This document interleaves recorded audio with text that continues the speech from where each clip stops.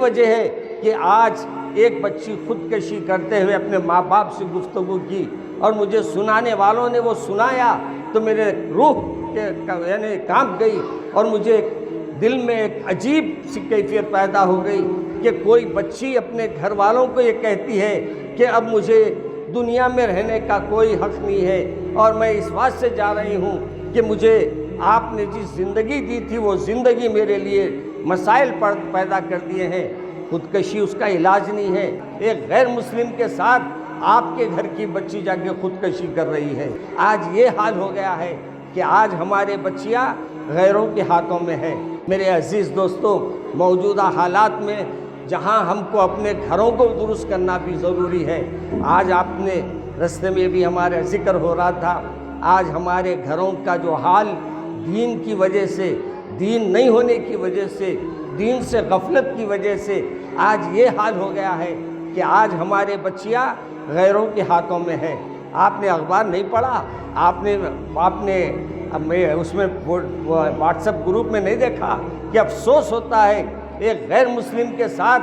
آپ کے گھر کی بچی جا کے خودکشی کر رہی ہے۔ افسوس، صد افسوس۔ کہیں آج ایک نئی نیوز پڑھا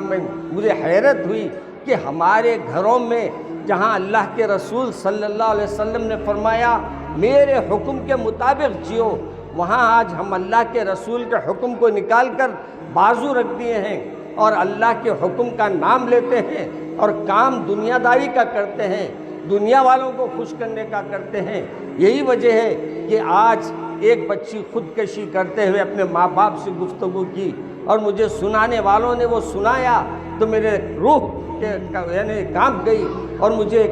دل میں ایک عجیب سی کیفیت پیدا ہو گئی کہ کوئی بچی اپنے گھر والوں کو یہ کہتی ہے کہ اب مجھے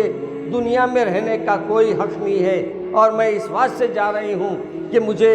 آپ نے جس زندگی دی تھی وہ زندگی میرے لیے مسائل پیدا کر دیے ہیں۔ خودکشی اس کا علاج نہیں ہے، اس پہ افسوس بھی ہم کو کرنے کی ضرورت نہیں ہے، کیونکہ انہیں جان بوجھ کر اپنے آپ کو ہلاک کیا ہے اور یہ ہلاک کرنے کا ایک نیا گناہ اس نے اپنے سر پہ لے لیا ہے۔ مگر ہم کو یہ بات کا احساس اپنے دلوں میں پیدا کرنا ہے کہ ہم کو اپنے گھروں میں اصلاح معاشرہ کا بھی کام کرنا ہے، اللہ اور رسول کے خوف کو اپنے بچوں کے دلوں میں پیدا کرنا ہے۔ اور یاد رکھیے، کسی بچی کو اپن کسی گھر سے لاتے ہیں تو وہ بچی بڑی امیدیں لے کر آپ کے گھروں میں آتی ہے اور وہ بچی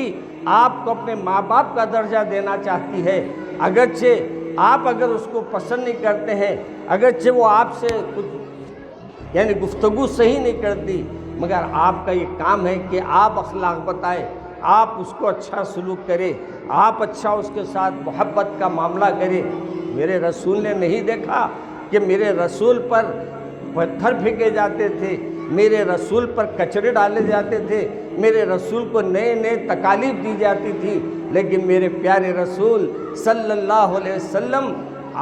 تکالیف کو اٹھاتے، مگر تکالیف کے باوجود نہ اس کو بد دعا دیتے، نہ اس کے لیے کوئی انتقامی کارروائی کرتے، بلکہ اس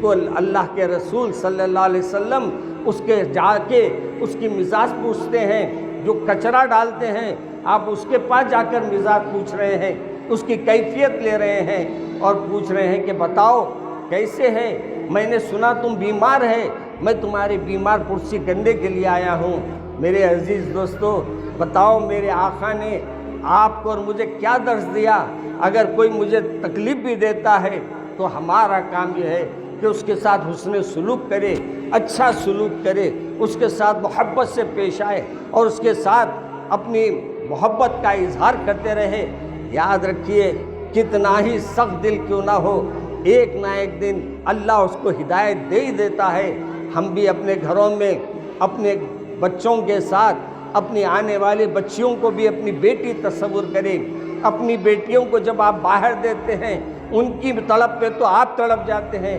لیکن اپنی بہو کو تکلیف ہوتی ہے تو آپ نظر انداز کر دیتے ہیں۔ ایسا نہیں ہونا چاہیے، بلکہ بہو بھی بیٹی ہے اور بیٹی بھی بیٹی ہے۔ آپ بیٹی تصور کر لے تو آپ کو کوئی برا نہیں لگتا۔ کیوں آپ کی بیٹی آپ کی نافرمانی نہیں کرتی؟ کیا آپ کی بیٹی آپ سے تیز گفتگو نہیں کرتی؟ لیکن وہ بیٹی کو